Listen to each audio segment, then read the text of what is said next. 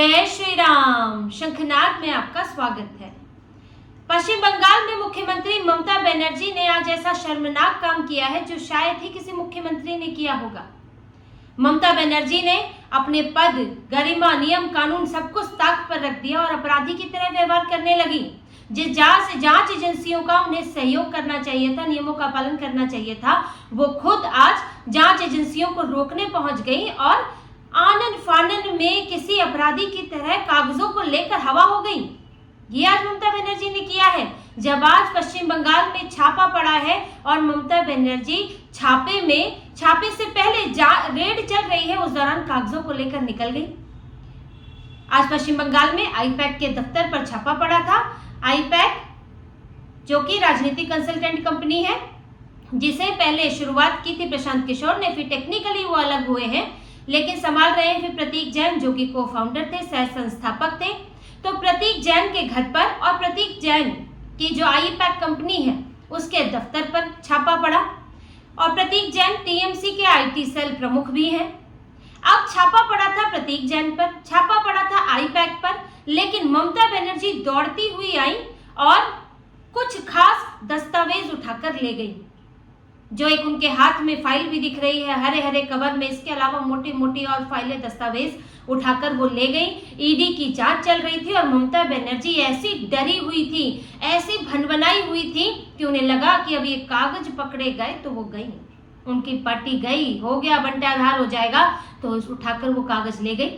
क्यों ले गई वो कागज, आखिर क्या था उसमें? ये बात अब ईडी ने बताई है कि उनके कागजों में था क्या। ममता बनर्जी के दस्तावेज ले जाने के बाद ईडी भी हाईकोर्ट पहुंच गई। ईडी ने हाईकोर्ट में याचिका लगाई और ममता बनर्जी पर आरोप लगाया है कि वो इस मामले से जुड़े हुए कई महत्वपूर्ण दस्तावेज लेकर चली गई है प्रतीक जैन के घर से और आईपैक के दफ्तर से। किससे जुड़े हुए थे दस्तावेज?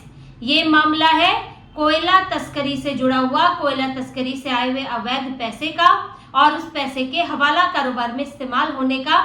ये पूरा मामले की जांच इसी पर चल रही थी, लेकिन ममता बनर्जी इसके दस्तावेज उठाकर ले गई है, ऐसा ईडी का कहना है।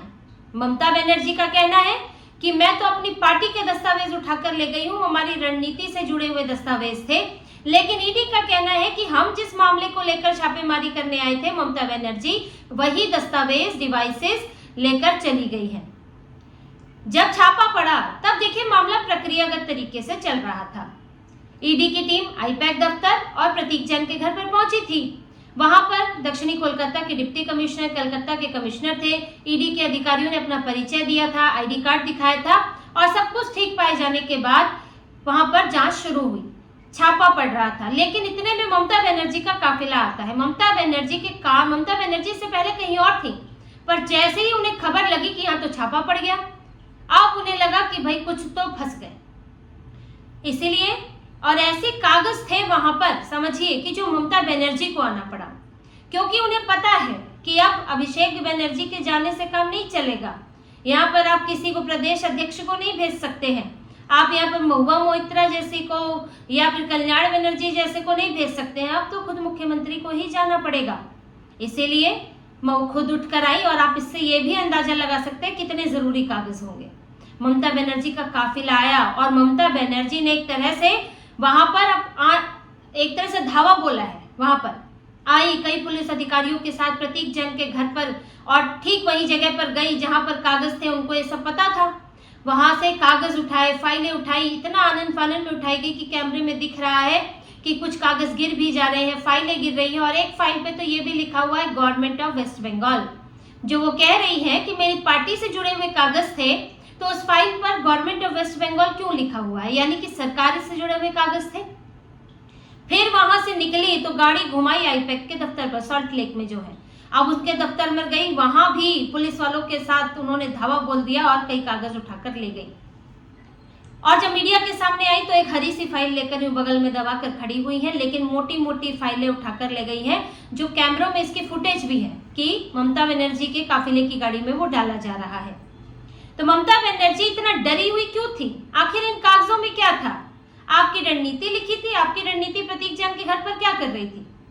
राजनीतिक कंसल्टेंट के तौर पर वो अगर आपके साथ हैं तो आप कह रहे हैं कि कैंडिडेट की लिस्ट थी, हमारी रणनीति थी, कैंडिडेट की लिस्ट तो टीएमसी के दफ्तर पर होनी चाहिए।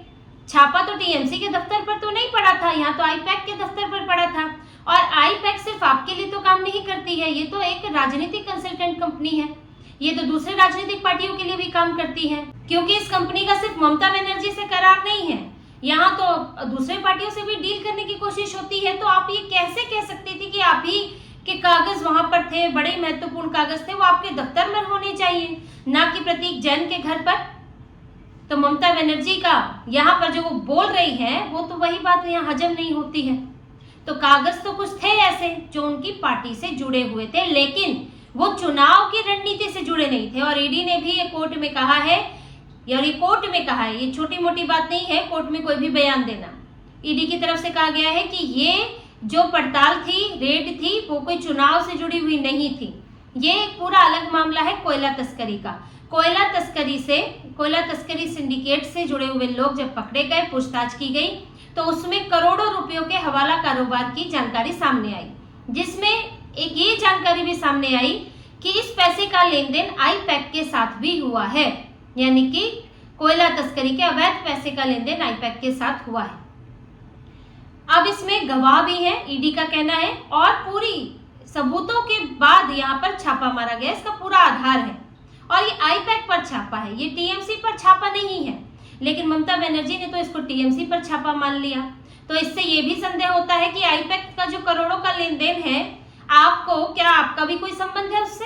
क्या टीएमसी का कोई संबंध है? अगर आईपैक इसमें कुछ गड़बड़ पाई जाती है आईपैक की, तो क्या टीएमसी भी जुड़ी हुई है? आप जिस तरह से आई हैं उससे तो ये लगता है कि टीएमसी का भी कहीं ना कहीं संबंध है, इतने आनन फानन में आई है।